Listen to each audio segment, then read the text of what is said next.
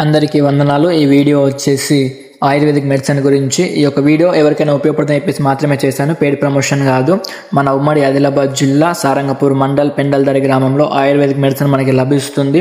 మా నాన్నమ్మ last 1 month నుంచి తను కిడ్నీ ఇన్ఫెక్షన్తో సఫర్ అవుతుంది. సో మా బాబాయ్ వాళ్ళు ఇక్కడికి తీసుకొచ్చారు. అంతకుముందు ప్రైవేట్ హాస్పిటల్ తీసుకెళ్లారు, బట్ వాళ్ళు డయాలసిస్ చేయాలని చెప్పారు.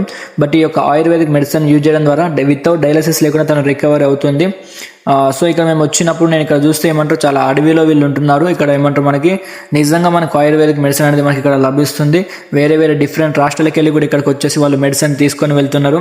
ఇక్కడ నేను వచ్చి చూసినప్పుడు కేవలము కిడ్నీ ఇన్ఫెక్షన్ కోసం కాదు, కానీ చాలా రకాల వ్యాధులకు వాళ్ళు ఆయుర్వేదిక్ మెడిసిన్ ఇస్తున్నారు. సో నేను అక్కడ ఉన్న వైద్యుడితో నేను మాట్లాడడం జరిగింది. అతను చెప్పిన ప్రకారం అతను చాలా మంచి వాల్యుబుల్ ఇన్ఫర్మేషన్ తను షేర్ చేశాడు.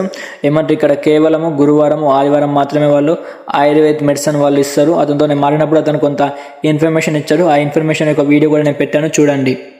ఇక రాళ్ళకు కానీ పక్షవాతం కానీ కిడ్నీ రాళ్ళు, మళ్ళా కిడ్నీ వాపు వస్తే, మళ్ళీ పిడిసి కానీ అర్షమాలలు, బ్యాక్ పెయిన్, నరాల వీక్నెస్, ఎవరికైనా ఇది బ్యాక్ పెయిన్ ఉన్నాను, క్యాన్సర్ కానీ థైరాయిడ్ కానీ షుగర్ కానీ ఇట్లా ఉంటే కూడా కొంచెం నార్మల్ అయిపోతుంది అంతే. ఇక లాస్ట్ మేము మెడిసిన్ తీసుకొని మా ఇంటికి రిటర్న్ జర్నీ అయితే స్టార్ట్ చేసాము. చూడండి ఏమంటారు, ఎంతమంది అయితే వస్తూ వెళ్తున్నారో నేను ముందు వీడియోలో పోస్ట్ చేస్తున్నా.